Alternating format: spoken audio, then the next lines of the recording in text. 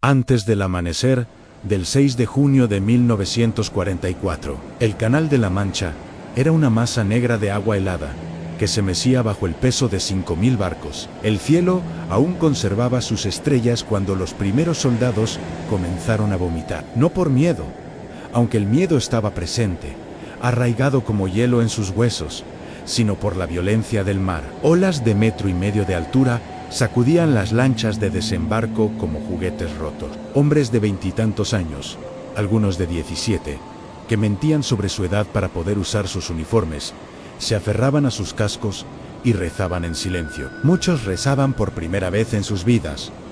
Otros, por última, la operación Overlords no comenzó con heroísmo. Comenzó con náuseas, frío y el sonido metálico del equipo chocando contra el acero de los transportes. Cada soldado cargaba más de 40 kilos de munición, raciones, granadas, palas, cantimploras y esperanza. Esperanza de que la inteligencia aliada tuviera razón. Esperanza de que las defensas alemanas estuvieran debilitadas. Esperanza de sobrevivir las próximas 6 horas. La mayoría no tenía ni idea de a dónde iban. Solo sabían que era una playa en Francia.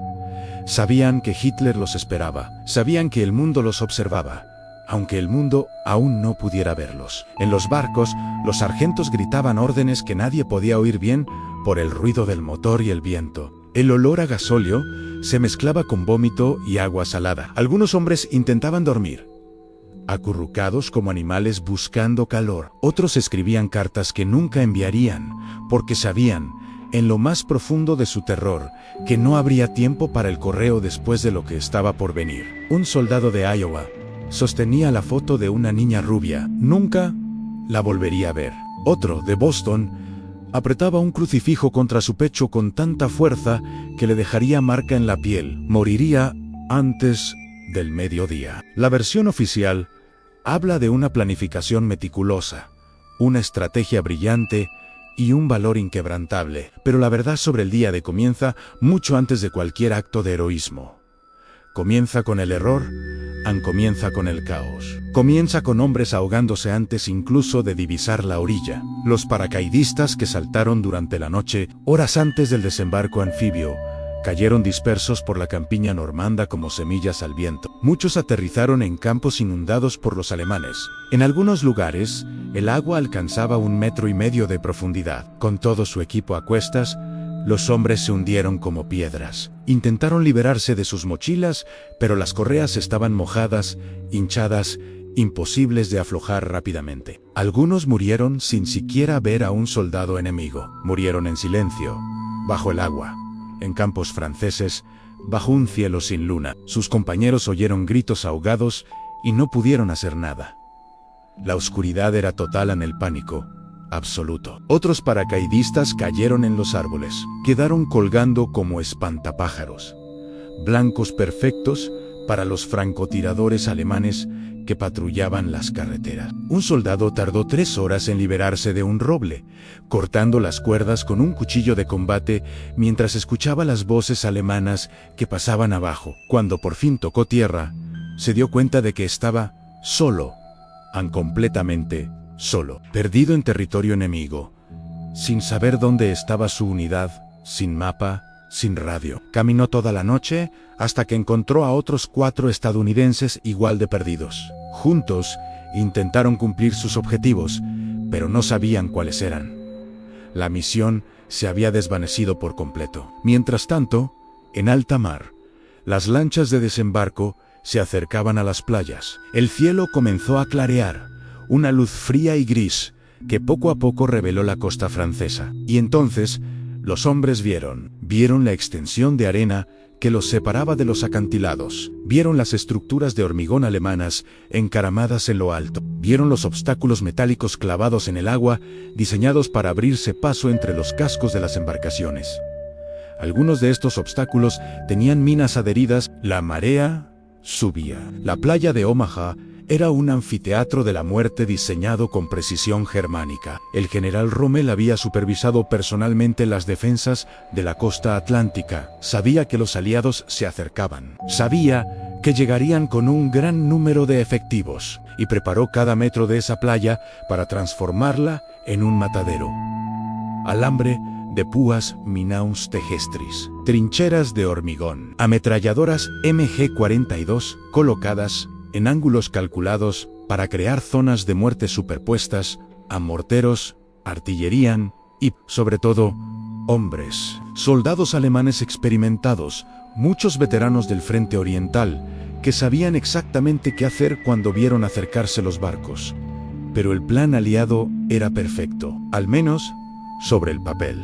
Los bombarderos pesados atacarían las defensas alemanas antes del desembarco. Los destructores de la armada dispararían contra los búnkeres de hormigón. Los tanques anfibios, los Sherman DD, llegarían a la playa antes que la infantería y proporcionarían fuego de cobertura. Los equipos de demolición despejarían los obstáculos. La primera oleada de soldados establecería una cabeza de playa. La segunda oleada se expandiría. La tercera oleada consolidaría la posición. En 6 horas, los aliados estarían avanzando tierra adentro. Nada de eso sucedió. Los bombarderos, volando a gran altura para evitar el fuego antiaéreo, erraron sus objetivos. Las bombas cayeron kilómetros tierra adentro, abriendo cráteres en campos vacíos, mientras los búnkeres alemanes permanecían intactos. Los buques de guerra, disparando a través de la bruma matutina, también fallaron. Sus proyectiles explotaron en el agua o en la arena, lejos de las posiciones fortificadas. Y los tanques anfibios, esas maravillas de la ingeniería que debían liderar el ataque, se hundieron. 27 de los 29 tanques de lanzados al agua jamás alcanzaron la costa. El mar estaba demasiado agitado. Las olas eran demasiado altas. Los tanques, diseñados para aguas tranquilas, volcaron o se llenaron de agua y se hundieron como ataúdes de acero. Las tripulaciones intentaron escapar, pero las escotillas se atascaron. Algunos hombres lograron salir nadando, otros quedaron atrapados allí abajo, golpeándose contra las paredes metálicas mientras el agua subía, gritando los nombres de personas que jamás volverían a oír. Entonces, las primeras lanchas de desembarco abrieron sus rampas. El soldado que sostenía la foto de la chica rubia iba delante, dio 3 pasos hacia el agua, y una ráfaga de ametralladora MG-42L o atravesó del pecho al abdomen. Cayó de bruces en el agua, y su mochila lo hundió. El soldado que venía detrás lo pisó sin darse cuenta, intentando llegar a la orilla. También fue alcanzado Ann, y el siguiente, y el siguiente. En algunas lanchas, los 30 hombres murieron antes incluso de desembarcar. Simplemente cayeron al agua, y allí quedaron tendidos, mecidos por las olas, tiñendo el mar de rojo. La ametralladora alemana MG-42 disparaba 1200 balas por minuto. El sonido no era el de disparos individuales, sino un desgarro continuo, como si se rasgara tela a gran velocidad. Los alemanes la llamaban la Sierra de Hitler, los estadounidenses la Sierra de Huesos. Cada búnker tenía varias, y todas estaban disparando. Los hombres se lanzaron al agua y se hundieron. En algunos puntos, la profundidad alcanzaba los 2 metros. Con todo el equipo, era imposible nadar. Algunos lograron quitarse las mochilas y salir a la superficie para respirar, solo para ser alcanzados por una bala en la cabeza mientras jadeaban en busca de aire. Otros simplemente se rindieron anse, dejaron hundir, prefirieron el agua a las balas, murieron ahogados, porque les pareció más rápido, más misericordioso, que ser acribillados a balazos. Quienes lograron alcanzar los obstáculos metálicos se escondieron tras ellos, pero los obstáculos estaban minados. Un soldado se apoyó contra una estructura de acero para recuperar el aliento, y la explosión le arrancó la pierna por debajo de la rodilla. Miró hacia abajo, vio lo que quedaba de su pierna y comenzó a gritar. Ann gritó por su madre, gritó por Dios. Ann gritó hasta que otra explosión lo silenció para siempre. Su cuerpo quedó colgando del obstáculo, balanceándose con la marea, como una advertencia para los demás. En la playa no había refugio, solo arena y piedras. Algunos hombres cavaban con las manos, intentando crear algún tipo de protección. Otros se escondían tras los muertos, usando los cuerpos de sus compañeros como escudos. Un sargento de 23 años, herido en el hombro, se arrastró hasta un cadáver y se colocó detrás. Pasó 2 horas allí, sintiendo la sangre de su camarada muerto correr por sus manos. Oyendo el impacto de las balas contra la carne inerte que lo protegían, sobrevivió. El hombre que lo salvó nunca lo supo. Los sanitarios de combate eran objetivos obvios. Llevaban brazaletes blancos con cruces rojas, corrían por la playa intentando auxiliar a los heridos. Los alemanes les disparaban primero, no por crueldad, sino como táctica. El grito de un soldado herido desmoralizaba a los demás. Un soldado herido recibiendo atención médica dejaba a 2 hombres fuera de combate, el herido y el sanitario. Entonces, los sanitarios cayeron. Uno de ellos, llamado Robert, de tan solo 19 años, logró detener la hemorragia de un herido antes de recibir un disparo por la espalda. Cayó sobre el hombre al que estaba salvando. Murió mirándolo a los ojos, susurrándole disculpas. Reinaba el caos, las unidades estaban mezcladas, había oficiales muertos, los sargentos desaparecidos, soldados razos de distintas compañías se agrupaban sin saber qué hacer, sin órdenes, sin un plan. Algunos estaban paralizados. Yacían en la arena, inmóviles, miraban fijamente al cielo temblando, llorando, jedando. Otros entraron en estado de shock, caminaban en círculos, llamando a los amigos que acababan de ver morir. Un soldado buscaba a su hermano gemelo, gritando su nombre repetidamente, hasta que alguien lo agarró por los hombros y le gritó que su hermano estaba muerto, que habían visto el cuerpo en el agua, que tenía que moverse o moriría también. Y entonces, en medio del infierno, algo cambió. No fue una orden, no fue un planen, fue un solo hombre, un coronel, Mayo Ere, que la mayoría, empapado, sangrando por un corte en la frente, se levantó y comenzó a caminar hacia los acantilados. No corrió, caminó con la calma de quien pasea por un parque. Las balas rebotaban a su alrededor, y él simplemente siguió caminando. A otros observaban, vieron a ese hombre caminar bajo el fuego de ametralladora, y algo dentro de ellos se quebró. No miedo, sino parálisis. Se pusieron de pie, primero 1, luego 3, luego 10, luego 50, comenzaron a avanzar. No fue heroísmo, fue desesperación. Quedarse en la playa significaba una muerte segura. Avanzar significaba una muerte probable, pero al menos era un movimiento. Al menos era una acción. Al menos significaba que seguían luchando. Así que avanzaron, algunos corrieron, otros se arrastraron. Algunos murieron en el primer metro, otros llegaron a la mitad.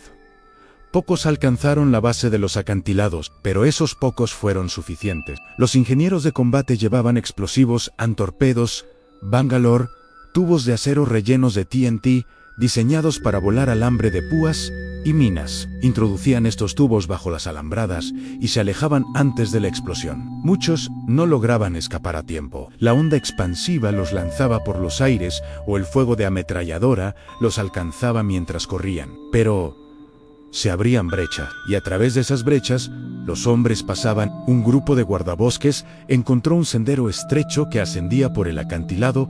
No aparecía en el mapa. No estaba en los planes. Era solo un sendero usado por los pescadores locales, casi invisible. Comenzaron a escalar. Las rocas estaban resbaladizas por la sangre y el agua de mar. Un hombre resbaló y cayó, rodando por el acantilado y rompiéndose el cuello. Los demás continuaron. Escalaron con las manos desnudas, los rifles a la espalda y los cuchillos entre los dientes. Los alemanes en la cima lanzaron granadas que explotaron contra las rocas. Dispararon hacia abajo, pero los guardabosques siguieron escalando. Cuando el primer estadounidense llegó a la cima del acantilado y clavó su bayoneta en el pecho de un soldado alemán desprevenido, algo fundamental cambió. La playa seguía siendo un matadero. Los hombres seguían muriendo a montones. Pero ahora había una brecha. Ahora había esperanza. Llegaron más hombres. Se abrieron más brechas. Pequeños grupos comenzaron a flanquear las posiciones alemanas, atacando los búnkeres por la retaguardia, lanzando granadas a través de las aberturas, disparando por las aspilleras. Un búnker de hormigón que había cobrado la vida de cientos de estadounidenses finalmente quedó en silencio. Cuando un sargento logró llegar a la puerta trasera, lanzó 3 granadas al interior y esperó. La explosión fue amortiguada por los gruesos muros. Pero el fuego cesó. Cuando otros soldados encontraron a 6 alemanes muertos y a uno aún con vida, sentado en un rincón, con las manos sobre el rostro, llorando. Tenía 17 años. Lo habían reclutado 3 meses antes. No quería estar allí, no quería dispararle a nadie. Pero había disparado, había matado. Y ahora lloraba. A nadie lo mató. No por compasión, sino por agotamiento. Los estadounidenses simplemente lo dejaron allí, sentado entre los cuerpos de sus camaradas, y siguieron adelante. Había más búnkeres, más trincheras, más alemanes. La lucha estaba lejos de terminar. A la playa llegaban nuevas embarcaciones con nuevas oleadas de soldados. Pisoteaban los cadáveres de las oleadas anteriores. En algunos lugares había tantos cuerpos que era imposible ver la arena. Solo quedaban carne, sangre y uniformes. El mar estaba rojo hasta los 5 metros de profundidad. Los cuerpos flotaban boca abajo, meciéndose suavemente con las olas. Algunos aún llevaban sus mochilas, que los mantenían a flote. Otros se habían hundido y yacían en el fondo, mirando hacia arriba a través del agua teñida de rojo. Los barcos que vinieron a recoger a los heridos regresaron repletos de hombres gritando.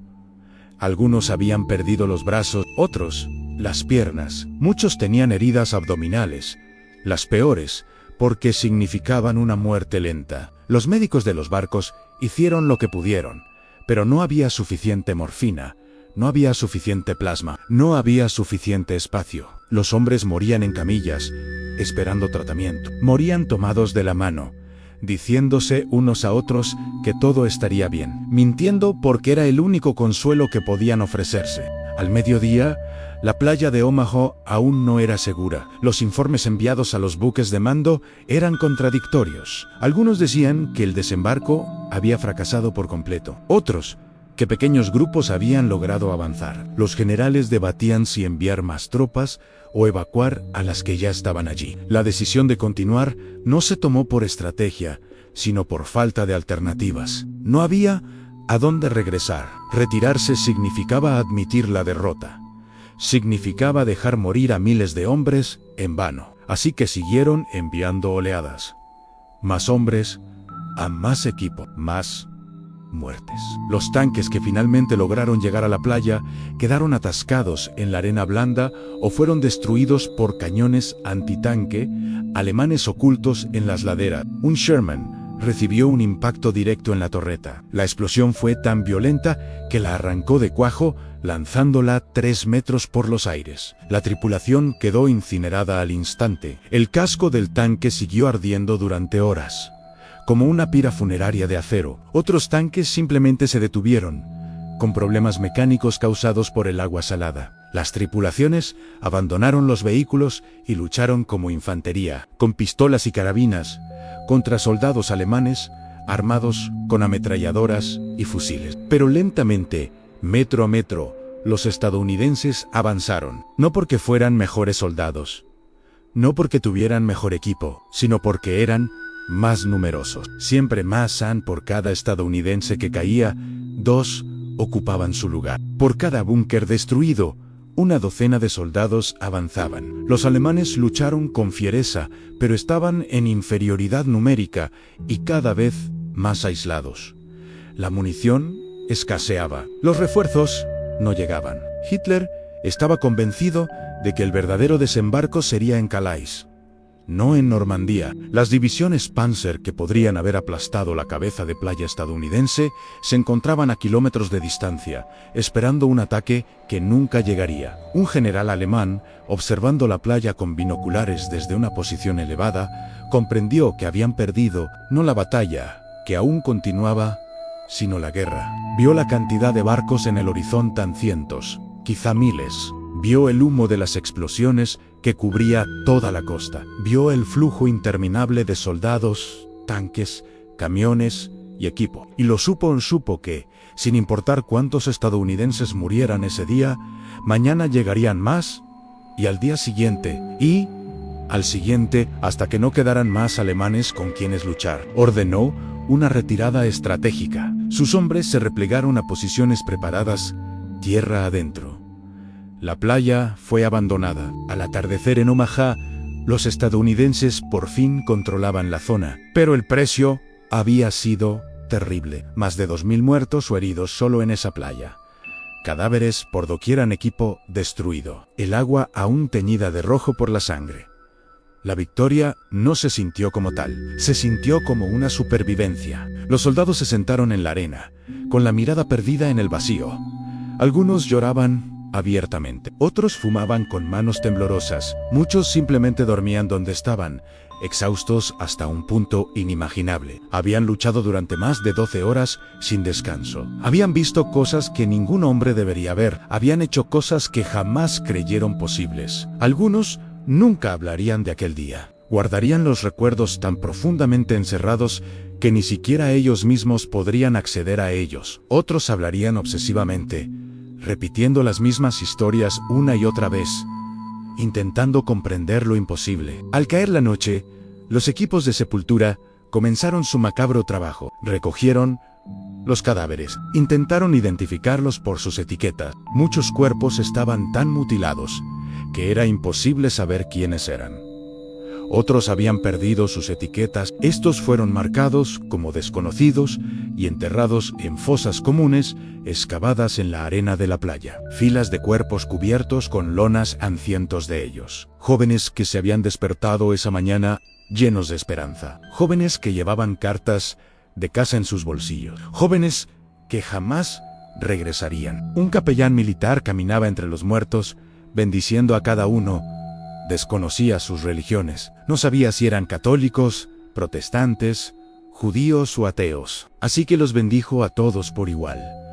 Pronunció las mismas palabras sobre cada cuerpo, palabras de sacrificio, valentía y paz eterna. Pero su voz temblaba, porque él también lo había visto. Él también había estado allí. Había cargado a hombres heridos bajo fuego de ametralladora.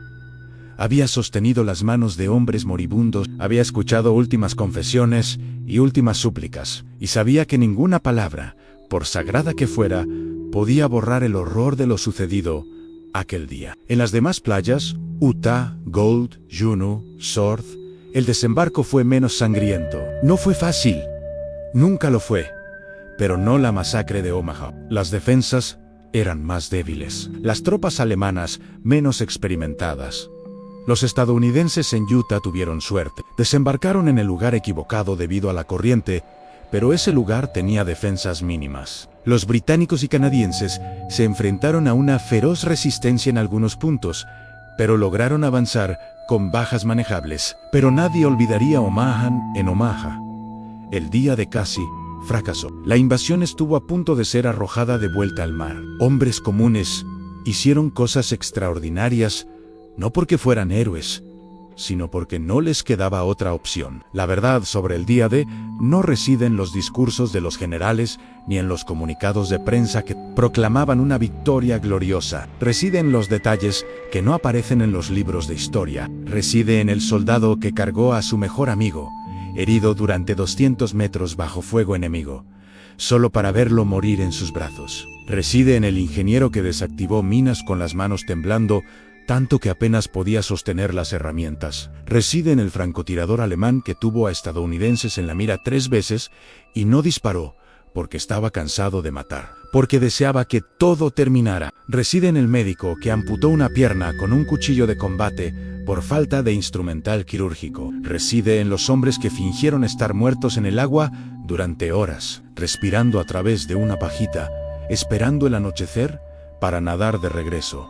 También está en las mentiras, en las cartas a casa, diciendo que todo estaba bien, que la comida estaba rica, que volverían pronto. Cartas escritas por hombres que habían visto el infierno y sabían que jamás volverían a ser los mismos. Cartas a madres que nunca sabrían que sus hijos lloraron la noche anterior. Cartas a novias que esperarían a hombres que regresarían con la mirada perdida y pesadillas interminables. El día D se presentó al mundo como el principio del fin de la guerra. Y así fue. Pero también fue el fin de algo más, el fin de la inocencia de toda una generación. 16.000 jóvenes desembarcaron en la isla de Omaha ese día. 2.500 murieron o resultaron heridos en las primeras horas. Los que sobrevivieron jamás volvieron a ser los mismos. Cargaron con Omaha consigo el resto de sus vidas, en las cicatrices, en las pesadillas, en la forma en que se estremecían al oír los fuegos artificiales, en la forma en que, incluso décadas después, no podían hablar de la guerra sin que se les quebrara la voz. Años después, los veteranos regresarían a esa playa. Ancianos, encorvados por el tiempo, caminarían por la arena donde habían visto morir a sus amigos. Algunos llorarían, otros guardarían silencio. Tocarían el agua helada y recordarían cuando esa agua estaba tibia, con sangre. Mirarían los acantilados y no verían las verdes y apacibles colinas, sino los búnkeres escupiendo fuego. No oirían las gaviotas, sino las explosiones y los gritos. Para ellos, Omaha nunca se convirtió en pasado, permaneció presente, viva, palpitante, como una herida que nunca sanó del todo. La playa está preciosa hoy. Los turistas pasean por la arena, los niños juegan en el agua. El sol brilla sobre el mar azul. Placas conmemorativas marcan el lugar del desembarco. Un cementerio impecablemente cuidado alberga miles de cruces blancas en filas perfectas. Todo está muy limpio. Todo está muy organizado. Todo está muy lejos del sangriento caos de aquel día. Es fácil olvidar, al contemplar la belleza de esa costa, lo que realmente sucedió allí. Es fácil convertirlo en un mito, en una historia de valentía y gloria. Pero la verdad es más oscura y humana. La verdad es que el día D no se ganó con una estrategia brillante ni con tecnología superior. Se ganó con el brutal sacrificio de miles de jóvenes que no tuvieron opción, que fueron enviados contra las ametralladoras porque alguien lo consideró necesario, que murieron en las aguas heladas porque los tanques se hundieron, que desangraron en la arena porque los bombardeos fallaron, que avanzaron no por heroísmo, sino porque quedarse quietos significaba una muerte segura. Cuando la última luz de aquel 6 de junio se desvaneció sobre el Canal de la Mancha, Europa seguía bajo la ocupación nazi. A la guerra aún le quedaba casi un año. Millones más morirían. Pero algo fundamental había cambiado. Los aliados habían desembarcado en Europa occidental y no serían expulsados. El precio se midió en vidas jóvenes, en futuros que nunca llegaron a ser, en niños que nunca nacieron, en sueños que murieron en la arena mojada de una playa francesa. Esta es la verdad sobre el día D. No es la historia de héroes invencibles, sino la de hombres aterrorizados, que a pesar de todo, siguieron adelante. No fue una victoria aplastante, sino la supervivencia ganada con sangre y hueso. No fue el día más glorioso, pero quizá sí el más humano, donde lo mejor y lo peor de la humanidad se encontraron en una franja de arena, donde jóvenes envejecieron en cuestión de horas, donde el precio de la libertad se midió en cuerpos que flotaban en la marea. Y cuando finalmente el silencio se apoderó de Omaha, no fue el silencio de la paz, fue el silencio del agotamiento, del trauma, de la pérdida, un silencio que resonaría durante décadas en los corazones de quienes sobrevivieron, un silencio que aún pesa sobre esa playa 80 años después, porque algunos lugares jamás olvidan. Algunas arenas guardan recuerdos en cada grano, y Omaha recuerda. Si has llegado hasta aquí, es porque comprendes que la verdadera historia no está en los libros de texto, está en los detalles que intentaron borrar, en las verdades inquietantes, en los silencios que claman más fuerte que cualquier palabra. Cada me gusta en este video es un voto para que más personas conozcan la verdad. Cada comentario es una conversación que amplía el alcance de estas historias. Cada suscripción es un compromiso para que estos sacrificios no caigan en el olvido ni se idealicen. Si esta historia te conmovió, dale me gusta. Escribe en los comentarios qué parte te impactó más. Puede ser una palabra, una frase, una imagen que se te quedó grabada. Quiero saber qué sentiste y si aún no te has suscrito, ahora es el momento. Porque en el 9º episodio vamos a revelar algo que pocos saben, algo que cambiará por completo tu comprensión de la Segunda Guerra Mundial. Activa las notificaciones. Esto no es una simple petición al canal. Es esencial, porque lo que viene a continuación es imperdible.